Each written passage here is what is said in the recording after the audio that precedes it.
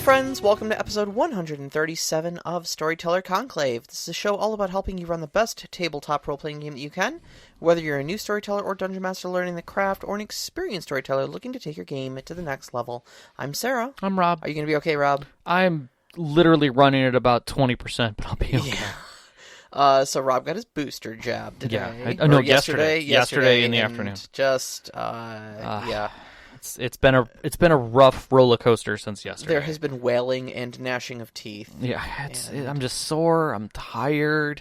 But price to pay for for survivability, keeping yourself and everyone around you safe. So yeah.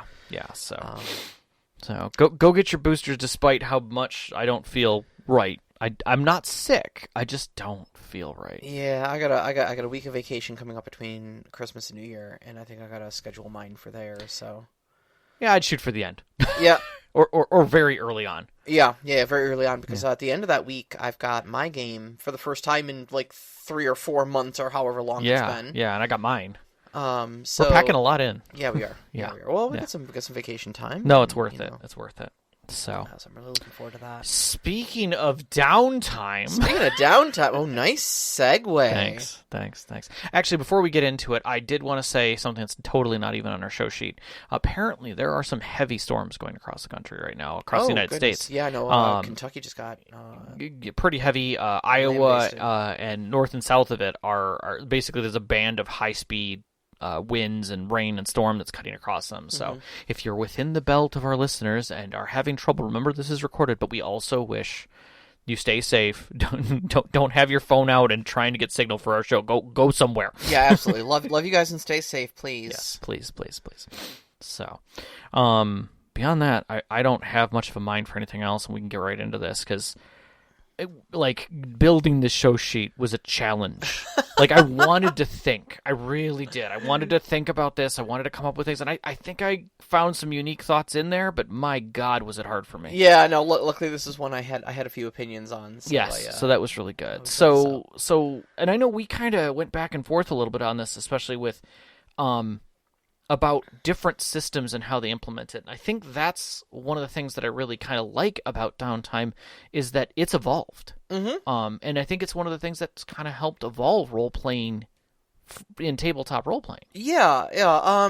So let's begin, as we always do, by talking about, what is the definition of the thing that we're talking about. So we say downtime. I think everybody kind of knows what it is, but just to make sure. So downtime is basically the time that you're spending not adventuring. Doesn't mean you're necessarily doing nothing, though. Your typical downtime is for personal advancement, not group advancement. So you might meet with a contact or something like that. You might brew some potions if you've got that ability. Healing injuries, tinkering with an invention. Travel time can also sometimes be, constitute downtime.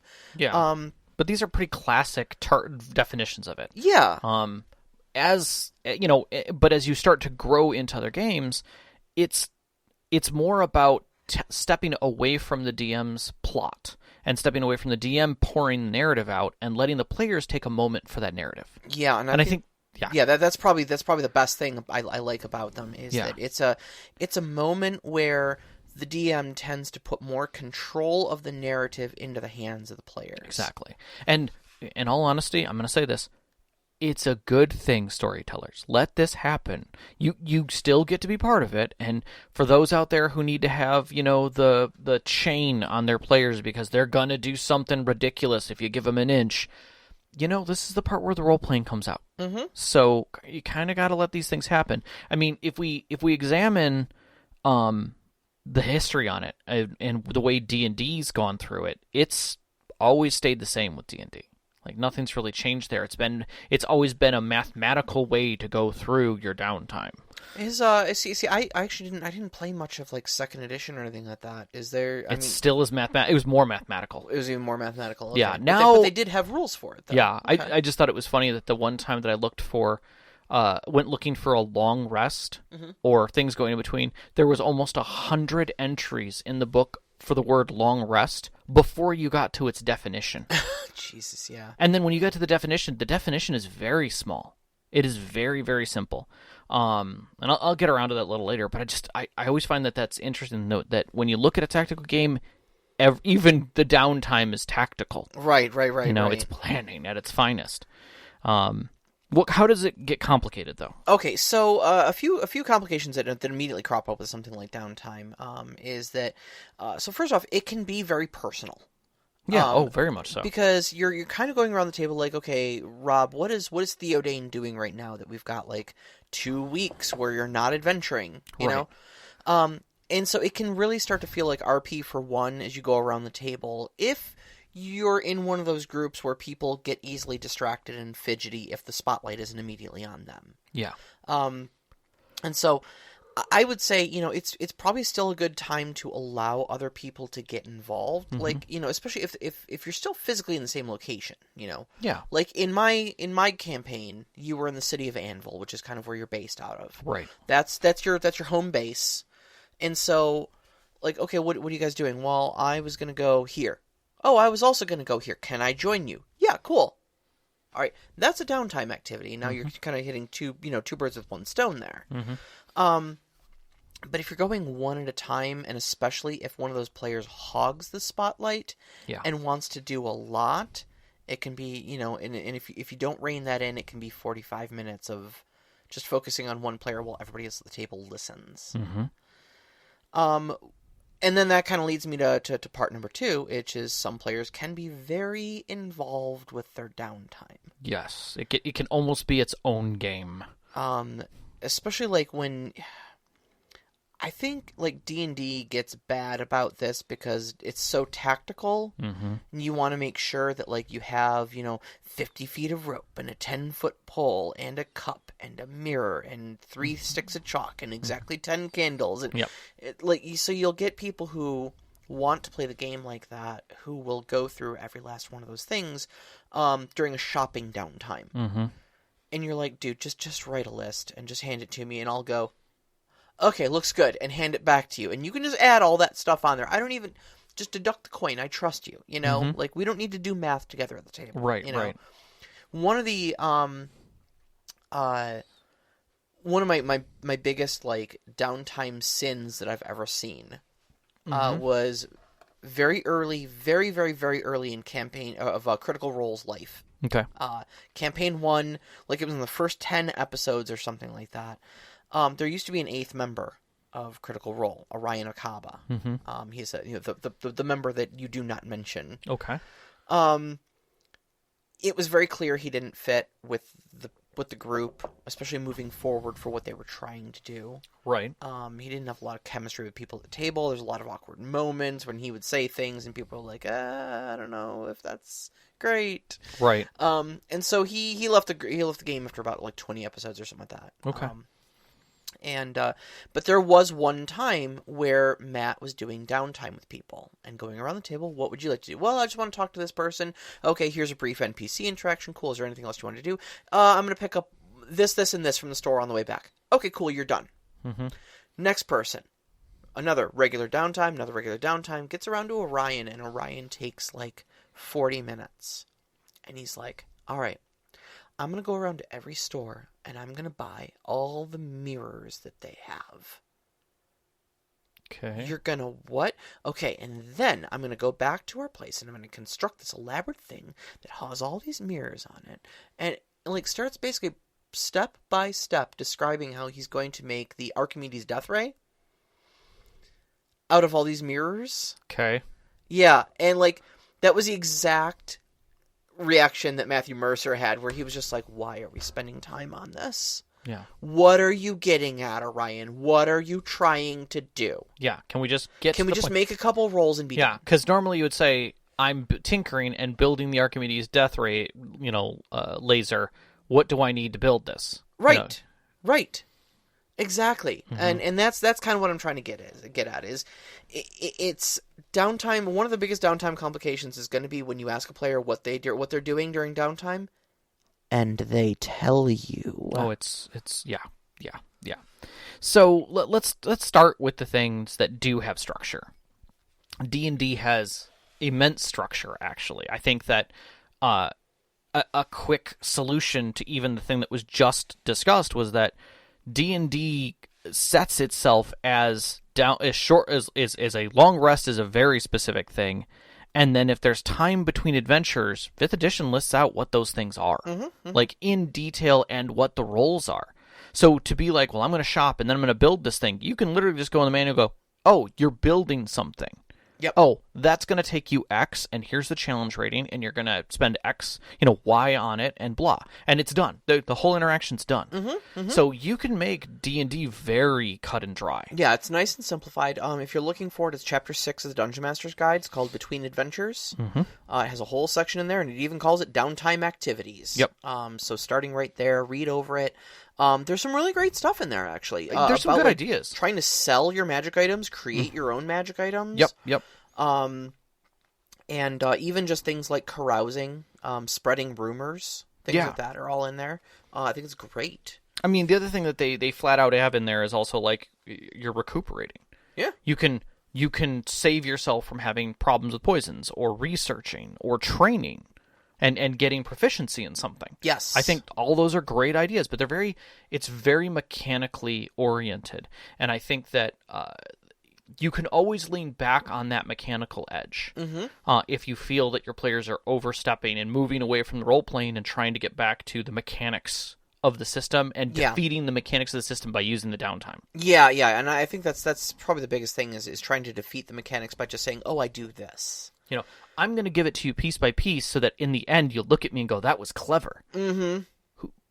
Who's running this game? What world are we in here? Tell me what you're trying to do, and I'll tell you how we're going to get there and how long it's going to take. Stop trying to trick me into giving you an Archimedes death ray. Right, which is never going to leave the room that you're in. Right.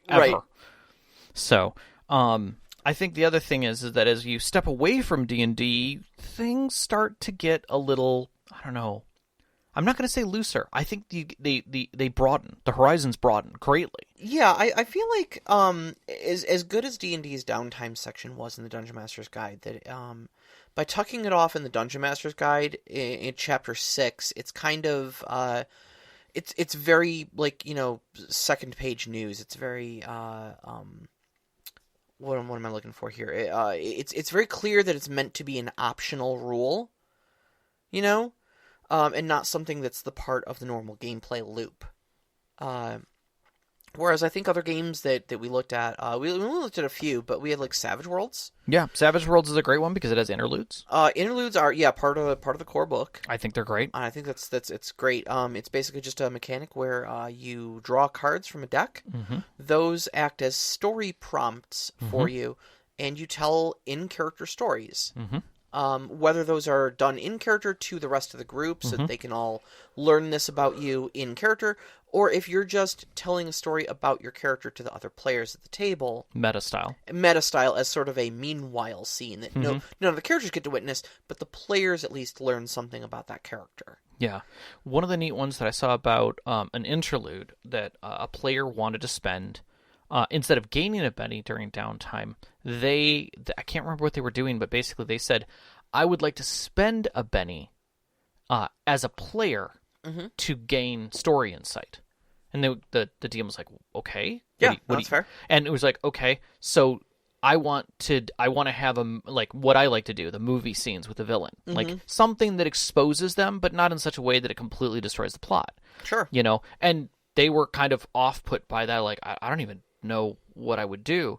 And so they were asking about it on Reddit, and I of course chimed in. I'm like, it's a movie scene. It's that scene where you see this, a whole bunch of, people waiting to be tortured, and then the cell door opens and you have a character an NPC that they are aware of being taken by a jailer and put before someone in the shadows who's going to get them to talk. And then you see the cane come out of the corner and they recognize the cane. And then the screams. And you're like, oh.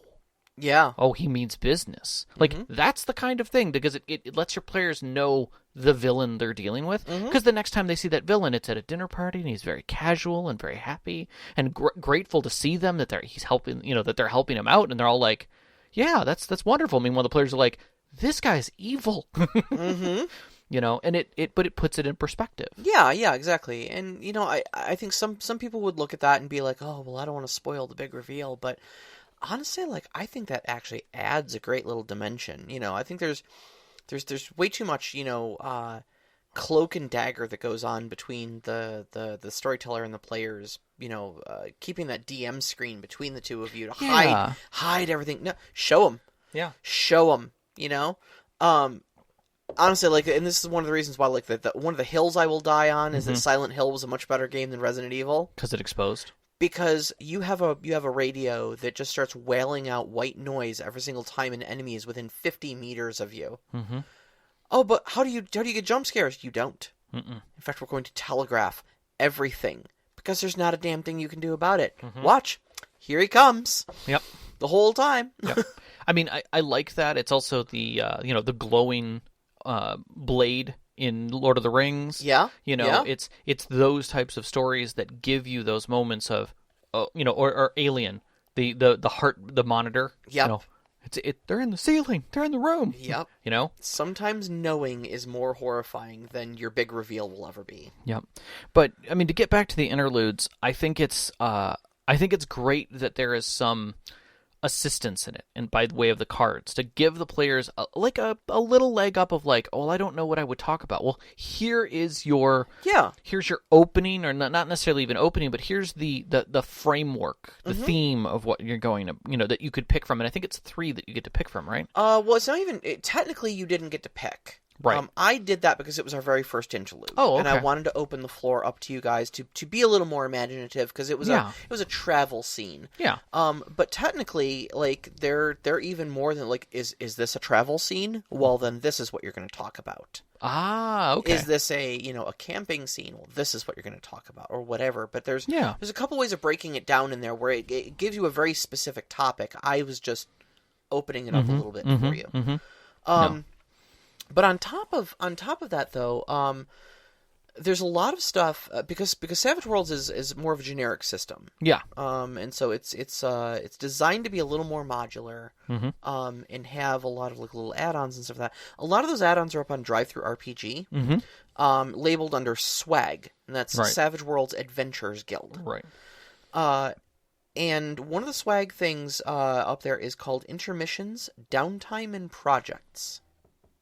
And it is a whole downtime system for managing pretty much all of your most common downtime activities, like we talked about, where either carousing or spreading rumors or investigating something. Yeah. But they even have stuff in there like trying to use therapy, either physical or emotional, to buy off hindrances. Yeah, I liked that because we talked about stress, and that was one of the things that was in oh god, you gotta help me here. The spacefaring game, Traveler had stress in it. Yeah, and that was one of the things during downtime that you could actually take care of was stress specifically. You could go get help, and also I think the Lovecraftian games with the same type of thing. You might need to go get assistance, like therapy in those games. So having that, I think is good. It shows. I mean, it may be a little too realistic at times, but I don't think it's. I mean, I think that's up to the story and the depth that you're going to go in with your players. Just as much as I don't think it would be a bad idea for your players to go, can I go get a massage? Like, I'm a fighter. I've been fighting for 3 weeks straight. Yeah. Is there like a spa? Yeah. Something like herbal or something, Absolutely. Actually, Knox in the Box was just asking, do horror games do downtime? Surely you'd not want to kill the tension with moments of sanctuary. And actually, I would say you kind of do. No, you really do. Because, well, first off, it's kind of that whole, can you have light but for shadow? Can you have shadow but for light? If you don't have a moment to stop and have safety and have sanctuary, then the horror loses its edge. Well, I think the other aspect of it, too, is depending on the type of horror that you're dealing with, sometimes you haven't developed bonds between the players, and having that moment of pause lets them address those bonds a little more closely. Yeah. Whether they are positive or negative. Yeah, absolutely. Trust or not trust. And lets the players, as beyond the characters, recognize what's really going on, because what's going on in front of in one player's mind for their character may not be as transparent to the other players at the table, and that's what this gives us. One of the things that I really had a hard time with when I was working with some players was that they would role play tight to their chest. Mm-hmm. Their character would be quiet, or their character would do things that seemed awkward, and they would believe they were telegraphing so much out to their players that they just weren't picking up. And it was like, 4 games in, they're like, "Why haven't you asked me about my tick?" And they're like, "You mean the annoying thing you do at the end of every combat?" Yeah. Like, we just figured it was an annoying thing at the end of every combat. And they're like, "No, I'm role-playing." Mm-hmm. Like, you haven't said anything or talked to anybody. Why would we ask you about that? So sometimes that downtime, especially during stressful moments where you may not have liked something that another character did during a previous scene. Maybe it felt like they, they disrespected something that was important to you. Mm-hmm. They shoved the dog through the door, and closed it behind so that it would slow down the zombies or whatever. And you're like, what? But you didn't have time to say what. Mm-hmm. So later on, when you pause, you can be like slapping them and just like, you literally killed a dog for what? And Yeah. And then you have that moment, and that gets you back into putting the tension between the players as well to a degree. But also, like, too, just even talking, kind of going back to like the therapy thing. Mm-hmm. You may not realize that something's really bothered a character or something like that until like you have as the storyteller. Well, no, I mean just other players at the table. Mm-hmm. Or hell, even you as the storyteller, honestly. I was going to say, that's sometimes the hardest one to find. And so you could be like, oh yeah, it's just, just another day out there adventuring. Okay, cool. Yep. And then a person's like, yeah, I'm going to go to the temple and I'm going to ask if I can talk to somebody. I'm like, okay, cool. Yeah. Someone's like, yes, my child, come in. Mm-hmm. Please. How can the temple assist you? He's like, I put 50 gold in his hand and I say, I really need to talk to somebody. Something horrible's happened. And you're like, okay. Obviously, he thanks you for the donation. You are wondering, where is this going? And he's like, I saw the most horrible thing, and I failed this Constitution saving throw, and I felt my life pass before my eyes, and it's been giving me nightmares every night. And you're like, oh wow, this is great role play right now. Thank you so much. Yep. And it's such a blessing when your characters do that, and it would never happen. If you didn't have these moments of downtime, if you just keep going from one adventure to the next, to the next, to the next, you don't have this great reveal of this character going like, I have been haunted in my dreams for weeks now, Yeah, and that's the thing. And I think that downtime, this stepping in with, especially with Savage World, that downtime gives you that edge. Yeah, absolutely. The other one, which I think is even bigger about it, is the fact that Mouse Guard has it as a full section of the game. It's like half of the game. Yeah.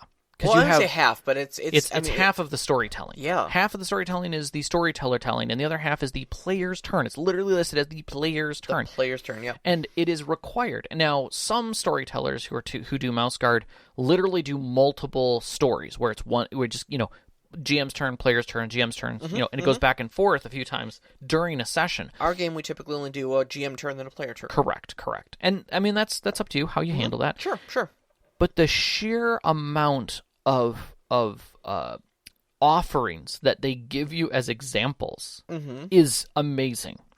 And I think they're really good.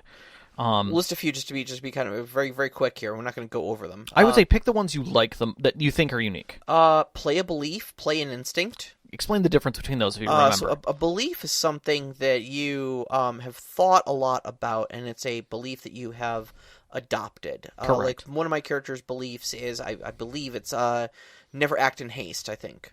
Or is it never act in haste, or is it society only functions because of rules and structure? I think that is your belief. Yes. Society only functions because of rules and structure. My character is very dogmatic, very by the book, and very set in the way that the rules say things should be. Right. And whereas an instinct is like, never act in haste. Right. And so it's like when the chips are down, when things are happening, you're going to lean on your instinct. When you have time to think about it, you're going to lean on your beliefs. But they can really change a lot about how your character interacts with society, complete a goal, follow a lead. If you've got, if you picked up a clue somehow, you can follow a lead during your player turn to get more information on it. Repair a problem. Yeah. Now that also doesn't, it says repair, but that doesn't necessarily mean that problem is physical in nature. Correct, which I do love. I mean, it could literally be a problem between you and someone else. or you and a situation that you've garnered.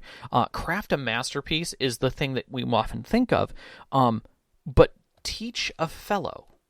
So you can teach someone else something. Make a friend or court a special someone and establish a family. Recruit at a festival, because festivals are important. Because again, you're a guard, but you're guarding a society. Like, that's an important thing. Or even find a gift for those who've helped. Yeah. It's an interesting takeaway because it drifts you further into the mouse guard system and explains all of the facets, that this is more about life than it is about adventuring. Like, that's the part of the story that you're really showing, is that the reason why you are a guard is because of all of this. Yeah. It's about the, I'll say human connection, but it's a mouse connection, Yeah, it's the interpersonal connection is what we're correct. looking for, yes. And I think that makes it better in many ways. Yeah. But all of these things are things that could incorporate in any story. Yeah, absolutely. And it's that's a very comprehensive list of downtimes, yeah. Yeah, and I think the only other one that I really would want to throw on this list is what Dungeon World does with bonds. And they start the game that way, in that when you're making your character and you pick your class or role, within that you have these effectively bonds that are fill in the blank. Like, I owe someone something. I distrust this person. I believe this person, is a dear friend because, kind of thing like that. Yes. So that you've got established bonds with these people, and at the end of every section of story, you evaluate your bonds. And sometimes they're resolved, sometimes they change, and you work with the other players like, do you think this is resolved? Sure. Kind of a thing. Or and along with that, there might be moments where you're like, actually, since we're in a town right now, I'm gonna take Throgdor aside and I'm gonna say, you know what, buddy, I'm gonna buy you a drink, and we're gonna bury the hatchet about this whole thing at once and for all. And we have a moment where we sit, we drink, we laugh, we carouse together, and we come out a little tipsy at the end of the night with our arms around each other, singing an old battle song. Exactly. And we've both resolved the mistrust bond. Yep. And or you buy something, you replace something. Like the bard literally has his loot destroyed or lost, and 3 adventures later, you've got the money and you've worked with the town's craftsmen to make a new loot, and you deliver it.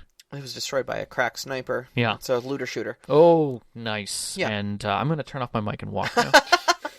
No. As if you could walk now. If I could, man, I'm so tired. I'm even at home. I don't even start to tell you to get out. I feel so sorry for you. It's all right. We'll get through this. But that's I think what we're trying to point out here is that all of these things are not system centric. There are things that you can, I'll flat out say, steal. And patch into other stories. There's no reason why you can't have bonds in D&D. There's no reason why you can't, have a player turn, literally call it a player turn in Savage World, which technically you do, but let's in Vampire the Masquerade. Sure. You could very easily have a player turn. Absolutely. And present all kinds of ideas. And I think that's one of the key things about all these systems that have done it really well, is that they literally present those ideas as, here are options for you as the player to try and become part of the narrative, to join in the storytelling. Yes, absolutely. And I think that's fantastic. Absolutely. So there's a couple other things you can do with Downtime, too. Yeah, mechanically, I would say more than anything else. One of the things that I've experienced in the past is actually a downtime-based advancement. And so basically what that is when some storytellers may want to link character advancement with their downtime. Right. So in systems where you spend your XP, in like a point-buy system, World of Darkness does this. I believe Fate does this. I'm not sure. I might be wrong about that one. Cypher does this. Cypher definitely does it. Where your XP becomes a currency to improve your character with. 7C does this. Yes. Yeah, 7C definitely does. 7C is point-buy Cyberpunk system. as well. Yes. It's a point system. So in that, your storyteller may wish to make that a downtime activity, essentially. So this kind of represents the the fact that like you have the time to kind of rest and reflect on what you've learned, maybe train and hone that skill, so it's not just a collection of reflexes, but rather more of a honed skill that you've learned how to use and such like that. Some do, some don't. Yeah, I think it's an option. I've seen it used to good effect. I used to actually go to a vampire live-action roleplay, a LARP, and that was exactly how they did theirs. Was you'd have to essentially email the storyteller and just tell them what you wanted to do for downtime, and any of your points spent between the weekly games. Yeah, to a degree, the LARP that we both played had that as well. In the Dropbox, you'd always say what was going on. So yes, yep, same thing. And also systems that use like advancement during downtime. So Suede just uses advances. Right. D&D, if you're using the milestone leveling and you're not using experience points, this is also another thing you'll do. May also be delayed until you have a downtime like this. Right, where you have the time to really reflect on the changes. Yes. Yep. Not that they list that out very well, but yes. No, they don't. But you know, it's an option that some storytellers like to exercise, and I think I kind of like it. I usually do mine at the end of major story beats, but usually those are accompanied with downtime because like you beat the big bad evil guy, you go home, you get a week off. You know, One of the ones that got me was a guy I was reading about advancements, particularly in downtime, and in one of his games, he was deliberately playing with XP per encounter. Like players were gaining XP like classic D&D, which not a lot of people do. You know, they usually do it at the end of the adventure, but he was literally doing it everything, and loot was important, and he made loot important, encumbrance important, things like that. When the first player died, like actually death blowed out, he played a sound effect. Okay. And then the player rematerialized and stood up in the story. And they were like, what just happened? And they slowly discovered that the plot was not what they thought it was. They were in a video game. Okay. And he was using D&D rules. Oh, jeez. And I thought it was clever, because then they had to start figuring out how to break the game. That's clever. Yeah. That's clever. I don't know how I'd feel about it if it happened. Well, and the thing is that they realized they had no downtime. Like, they'd go to the inn, they'd all pay for their rooms, and then it would be the next morning. They're like, "Do you remember dreaming? Did anybody sleep? Like, how long did it take us to eat?" You know, and things like that. Because it faded to black and went blah, da, da, da, da, exactly. da, da, da. Yep. Next day. Yeah, exactly. And they eventually started catching all the things the chip tunes he was doing. Yeah. So. Yep. See, if they were playing Secret of Mana, they'd actually go to bed and sleep the night. Now that's. Anyways, it's neither here nor there. Yep. The other last point about having downtime advancement is it can smooth out little inconsistencies in the story. Yeah. Because especially like in D&D, if you're playing like an artificer, artificer, I'm not sure how you pronounce it. Sometimes your abilities are tied into gadgets, and so like if you level up in the middle of a dungeon, suddenly you have this gadget. Yep.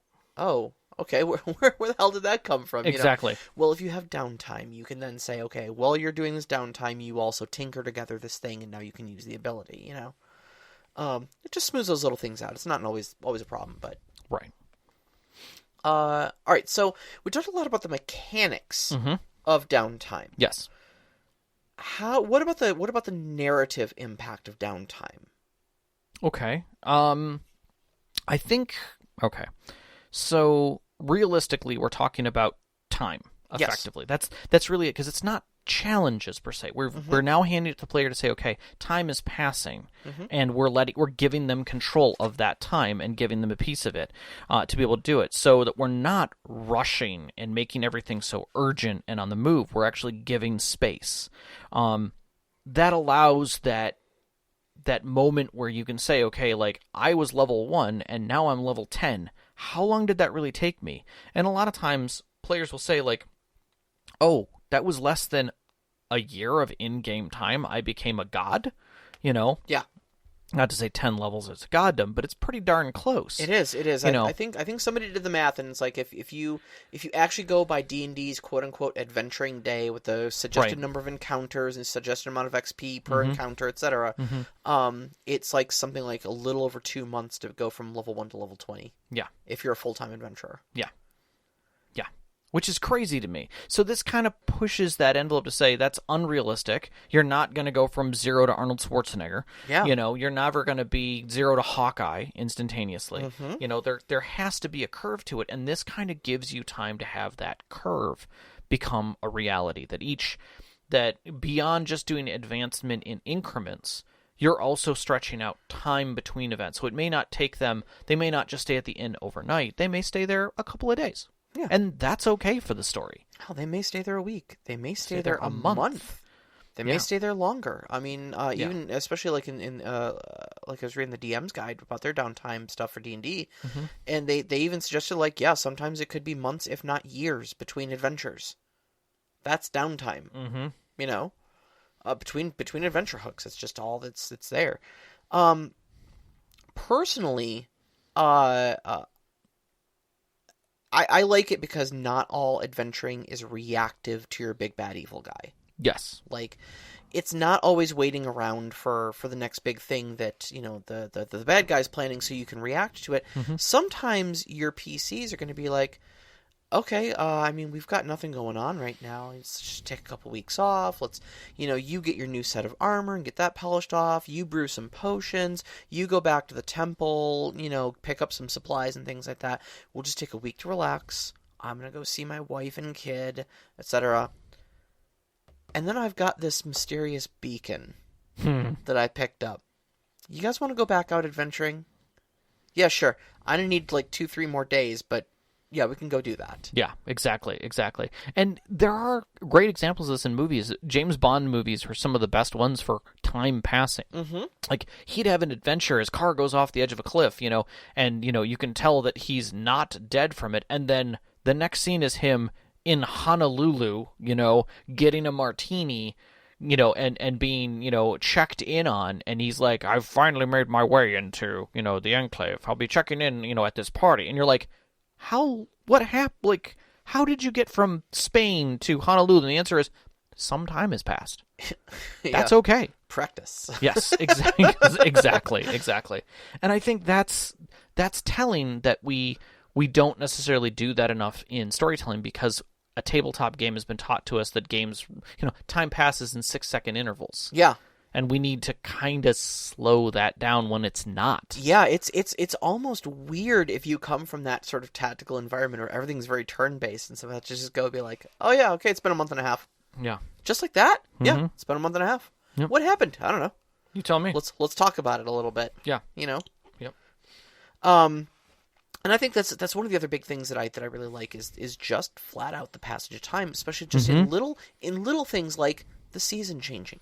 Oh, Mouse Guard's huge on that. Yeah. Like, winter happens. Well, but that's... I almost don't want to talk about Mouse Guard. Why? Because it's a mechanical thing in Mouse Guard. Fair Season enough. is a mechanical thing. I'm literally just talking aesthetically. That's true. Okay? So, like, for instance, take my game. Okay, we have a Nord. Nords come from the frozen north. Literally immigrated from someplace further north than Skyrim called Atmora. Yes. Even more frozen than that. Yes. So, like, Skyrim is, like, balmy for them, and it snows 9 out of the 12 months of the year. Skyrim's their Florida. Yeah, exactly. Skyrim is Florida to them, and it snows 9 out of the 12 months of the year there, Yeah. And so, in the southern, more, like, southern Cyrodiil, it's summertime, and so this particular character is just constantly role-playing that they are hot, and they bothered. are miserable, they are just sweating, they constantly want to get into the shade, they want to cool off with a nice tall mead, and it's great. I love the role-play, Yeah. And that same role-play is going to come out when suddenly we have downtime, and months go by, and now suddenly it's a brisk fall going into winter. Yes. And instead of describing the sunny summer weather, I'm now describing, like, the wet snow crunching beneath your feet. And it changes the whole mood of the story just by changing the aesthetics and changing the time of year that it's taking place in. Yeah. Mechanics are not. No. And the last thing too, judging with the passage of time, is that it's really great for like between adventures. Yeah. You're gonna have things that are changing around you. Mm-hmm. So, for instance, that same Nord. Yep. Comes home from his adventures, gives all of his riches to an orphanage. Sure. I don't know why. He just always has. Mm-hmm. What if, between adventures, he comes back and finds out that orphanage has been able to add an extra wing, or they've upgraded their kitchen or something like that, thanks to his kind donations. They've named something after him. Yeah, they've named something after him or something like that, and they want to invite him over to, to commemorate it, to thank him for his contributions. The kids are all there, happy to see him, They know his name. They've seen his picture on the wall, Exactly. Or maybe, again, like if you've been foreshadowing like a trade war between a couple powerful merchant guilds, maybe during your downtime, you'd be like, okay, over the course of these next couple months, you guys notice the price of certain goods going up in value because this trade war really blows up. It's not necessarily that you're involved in it, but it's something that happens, makes the world feel more alive, and makes it feel like the world is changing around you during this downtime. Well, it's also the fact that in the world changing, that also means that NPCs are changing things as well. Yeah, absolutely. It gives you the opportunity to shift other things forward. Yeah. And do some expression in that same regard, is that like, yeah, the players were here and doing this, but at the same time, they're hearing about all the things that are going on in the rest of the world that they're not involved with. Yeah. Yeah. And that's like kind of coming down to the NPCs too, where they kind of intersect with downtime is, we talked a lot about, in previous episodes, about writing good, lifelike NPCs. Yeah. And how for your NPCs, you should always have a goal in mind. And if you don't ever know what to do with them in a scene, they're always going to try to advance their own goal. Right. And that goal may be just something like, go home and see my wife. Yeah. If you're not directly engaging them, they will try to go home and see their wife because that's just their homebody. Maybe it's blow up the world. I don't know. Whatever this guy's got going on. But in that, your NPCs might have downtime too. If you do have a month and a half as a storyteller, you might want to go over your key NPCs, especially your big bad evil guy, and go like, okay, well, what are they accomplishing in this time? Were they able to recoup some of the minions that the heroes killed? Yeah. Were they are they finding a lead on where the next magical artifact is? Are they enacting a hostile takeover of a rival corporation? Are they laying low? Are they just laying low? Yeah. Did they go to the dark side of the moon and make a moon base, and they're now being quiet there until everything comes to turn? And now like no leads, nobody's heard anything, and then one agent slips on their side, and suddenly there's a tiny trail leading. Yeah. And that's what the players were waiting on. It took months. And then suddenly there was just one little thing. They caught a blip at an old base, a power signature. Yeah. And they're going to go check it out and see what's going on there. Downtime's another one of those great places to do like research and stuff like that, and give like literally just hand your players plot hooks all over the place. I think it's a great thing just to empower them with a ton of information. Yeah. Yeah. But again, it makes sure that in that you're handing off the things that were extra, so that your players feel like they're getting a little bit more, but it's nothing that wouldn't have directed them there in the first place. It's the side pieces of like now instead of knowing that the guy is held up in this corporate tower that you were pretty sure was in a major city. You now know the major city. It's just a matter of figuring out how to get in there. But in your research, you've also discovered that there are a couple guards who weren't very happy. And there's also some maintenance being done in the sewer system not far from it. Yeah, sure. And so now they've got two additions to their wheelhouse of how they might handle the situation. Absolutely. And it's a great downtime activity. Savage Worlds has networking. Yes. That they do, and it's like literally just a persuasion check or an intimidation check. They call it the nice way or the not so nice way. Yep. Good cop, bad cop. I always like that. And I mean, you can also like incur level of exhaustion for bumps and bruises if you do the not so nice way, and I think the nice way, if you fail, you can like lower your wealth by a little bit because you've spent a bunch of simoleons, not got much out of it. You know, try to grease some palms and spread some cheer. Yeah. Yeah. My always say is that maybe you did succeed, but now you have a tag along because they like you and they think you like them. Yeah, maybe. You know, so you got a bit of a tail. Yeah. So yeah, there's all kinds of fun things you can do with those kind of situations that make it that add flavor to the story or add a complication to the player themselves. Yeah. So, and it's weird though, because like I think all in all, like I think Downtime is actually one of my favorite things because I mean, dead honest, probably the Downtime was the best part of last game. Yeah. For me at least. I opened up we did the interlude. Everybody loved the interlude. No, it was fantastic. And then there was just some moments where like you guys were hanging out in a tavern. Yeah. And you were having a conversation with an NPC trying to get some information. Yeah. The Nord was trying to get drunk and then was having some wizard like zap him with lightning because he's like, I'm invincible. Yeah. I'm invincible. Go ahead, hit me. You can't kill me. And he's like, okay. Yep. No, though, what's interesting is my story is probably going to end up starting with that because of how we ended last game. Yeah, we're gonna pick up as you guys are breaking camp out in the wilderness. No, I meant my game, my D&D game. Oh, your game. Yeah, because you guys just finished a super fight.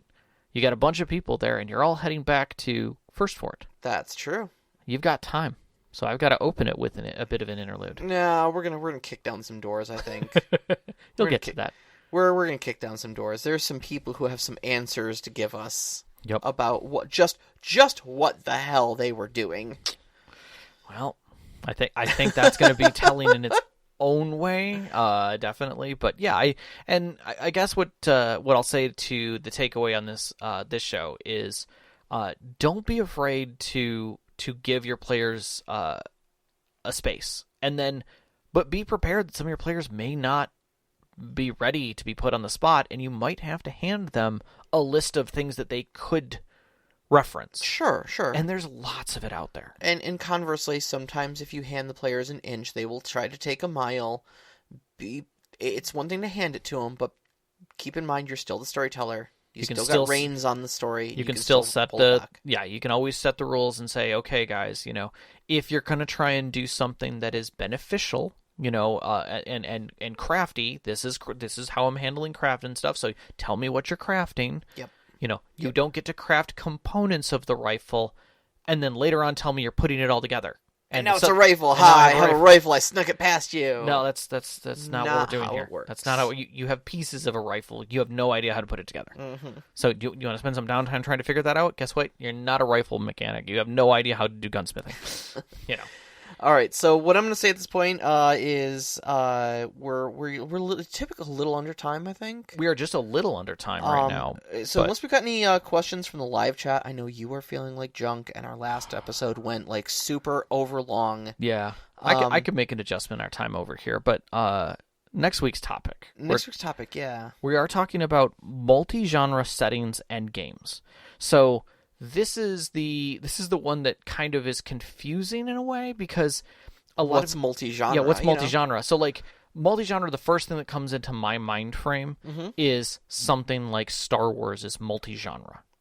Because it is both fantasy with space wizards and swords. Correct. And princesses. Correct. Being locked in castles by evil wizards. Yep, 100%. With spaceships. With complete sci-fi. Yes. But it's spaceship and robots. It's fantasy sci-fi until you don't want it to be fantasy sci-fi anymore. My two big ones that I think of are Firefly. Okay. Space Western. Space Western, 100%. And Deadlands. Okay. Which is another Savage World setting. Which is zombies and cowboys. Yeah, I mean, right straight about, you've also got Warhammer 40K. Is in the because you've got fantasy elements. 40K, I do. No, I think it is multi-genre. Yeah, ish. Ish. you've got space aliens running in independent races across the galaxy, and all sci-fi. Right. Then you have wizards and a god who spans the universe and helps them. You have demons, gods and demons. Okay, I guess I'll give that to you. The Eye of Chaos. Here's the thing: if you didn't know what 40K was, and I said, "Hey, we're gonna play this game where you're a paladin and you're gonna help stop the Eye of Chaos," you'd be like, "That sounds like a great D&D game." It's 40K. See, like 40K is always a weird thing for me because like I always contextualize the Chaos demons not as much as like from a theological standpoint of like being demons that that are magical, but more just like extra dimensional aliens, which are still sci-fi to me, But I guess you could twist my arm on that being multi-genre. You could twist my arm on that. But anyways, that is a discussion for next week. Well, I'm gonna digress on one thing. I gave myself a minute here, so I'd have it. Sure. But then we got something like Palladium, Rifts. Okay. Rifts covers. Rifts is absolutely multi-genre, right? And that's when you start stepping into those multi-dimensional games. Where all the dimensions bleed together, and you've got all those kinds of things. So we're gonna kind of talk a little bit about those and where they fit into systems and how they're really not as different as we think they are. They're more about showing off settings. It's a rule set and really neat settings, and sometimes it does it really well, and sometimes it fails horrifically. Yes, agreed. I will flat out say that I am probably never going to review the Firefly game because the taste in my mouth is horrific every time I look at it, but I want to love it. I really, really, really do want to love it. So, all right. Well, we will get on that next week. You can find us on Twitter at @ST_Conclave, on Instagram at @ST_Conclave. Listen to us live every Wednesday night at 7 p.m. Eastern Time on mixlr.com/storyteller-conclave, and join us about our Discord. You can join us in the live chat for Patreons. You can find that link to our Discord on our Twitter as well as our website, storytellerconclave.com. We'd like to thank our Patreon members, especially our name members, Knox in the Box, Sam, the Arcane Asylum, Sparkle Motion Veteran, and Hulu. We really appreciate your efforts every month and helping us keep this show afloat and continue building and working on this content. Our pre-show music is by Arcane Anthems. You can find that at patreon.com/arcaneanthems. Our intro music is Beyond the Warriors by Geefrog. You can find that at geefrog.bandcamp.com or on Google Music. And our outro music, Our Only Our Footprints in the Sand by Midair Machine. You can find that at freemusicarchive.org. And a big shout out as always to our families, Vicky and Sean. Thank you so much for loving and supporting us. All of our friends who sat with us at our tables over the years and given us all these great stories to share with you, and you, every single one of our listeners. We love you so much. Love you. Good night. Good night.